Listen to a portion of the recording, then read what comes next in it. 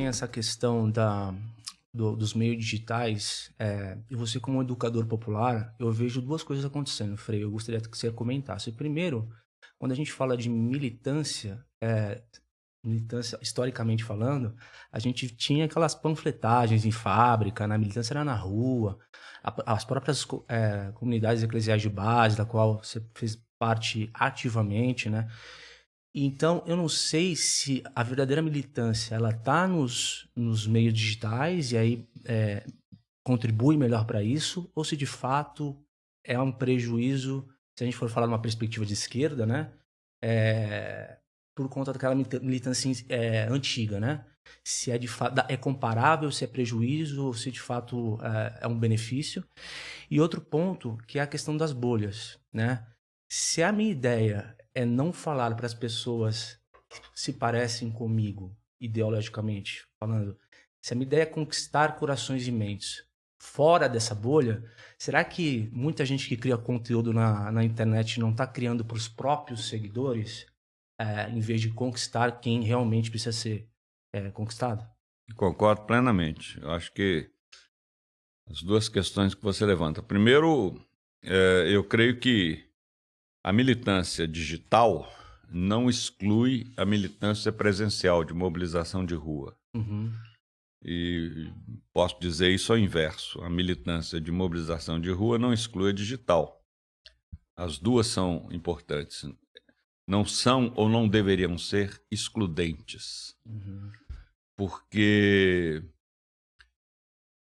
a legitimidade de um governo depende de duas pernas: o Congresso e a mobilização de rua.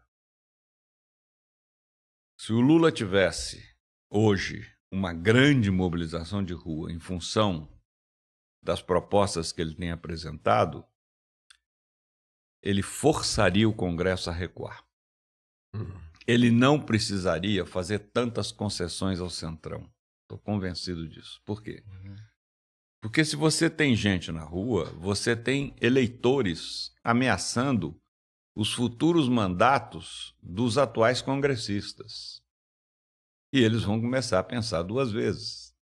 Ora, se a tamanha quantidade de gente mobilizada em função, por exemplo, da reforma tributária, em função do desmatamento zero, eu tenho que me cuidar, porque senão eu não sou reeleito na próxima eleição.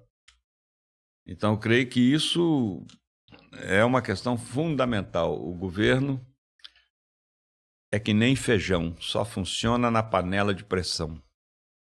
Se não tiver isso, realmente ele acaba virando um grande jogo de alianças, concessões, cargos, nepotismo, e isso é péssimo para qualquer governo, seja ele de direita ou de esquerda.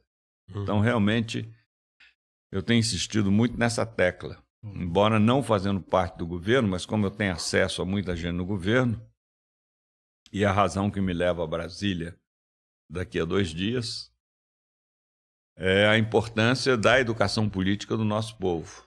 Porque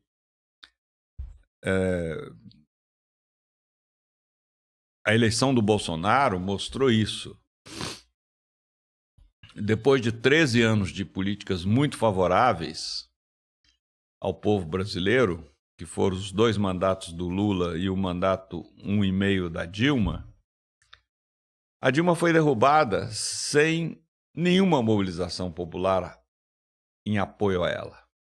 Nenhuma mobilização popular indignada com o golpe. E ainda hoje, né, há quem resista chamar aquilo de golpe. Não, foi um impeachment legal e tal, já agora está provado que, enfim, foi uma grande farsa, tá, e das pedaladas fiscais. Então eu creio que os 2 trabalhos têm que ser intensificados. Mas, como você disse na segunda colocação, o risco da bolha é muito grande. E o risco da bolha leva a uma despolitização. Por quê? Porque eu fico dialogando com quem pensa como eu penso, com quem reza pela minha cartilha. Então, não tem alteridade, eu não tenho confronto, eu não tenho contraditório. E isso é fundamental no processo democrático, ter o contraditório. Uhum. Então, é muito importante encontrar meios de quebrar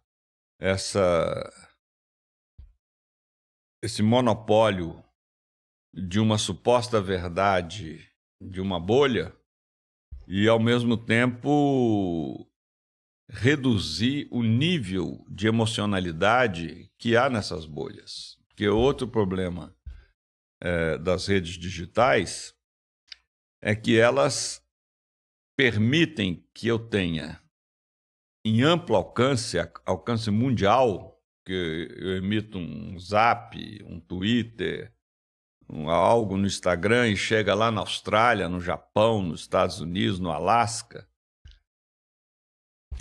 como numa conversa de boteco.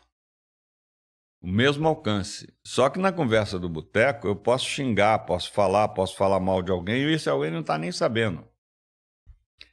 Mas quando eu tenho conversa de boteco numa rede digital, isso é muito sério. Sério por quê?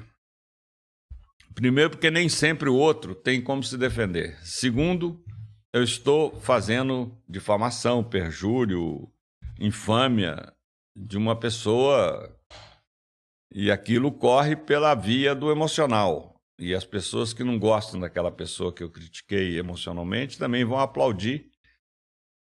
E com isso a gente não consegue construir uma convivência democrática mais racional, que é fundamental. Eu sou de uma geração em que eu sempre fui uma pessoa de esquerda, mas havia muitas pessoas de direita com quem você dialogava civilizadamente. Hoje é muito difícil.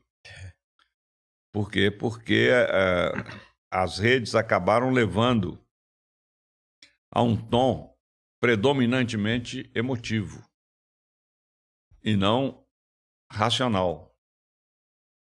É como briga de marido e mulher. Ninguém tem razão. Por que ninguém tem razão? Porque não tem lógica. É uma coisa meramente de um xingar o outro, e um acusar o outro, etc. Então as coisas têm que ser menos emotivas e mais racionalizadas. E isso não é fácil num processo tão novicial como é o uso das redes digitais. Eu acho que isso vai levar tempo, se é que a gente vai conseguir. Mas, de qualquer maneira, temos que caminhar nesse sentido. Mas eu volto àquele ponto. Eu acho que, na medida em que a gente criar marcos regulatórios para a internet, na medida em que a gente conseguir quebrar o monopólio privado, estabelecer alguns protocolos em benefício da democracia, eu tendo a acreditar que as coisas vão melhorar, né? Exemplo, antigamente eu tinha um contencioso com você, eu pegava um pedaço de pau ou uma arma e ia resolver no mano a mano. Agora não, eu entro na justiça, ou seja, existe toda uma intermediação judiciária para debater o nosso contencioso. Então, isso vai ter que ser criado também em termos do mundo virtual. É fundamental.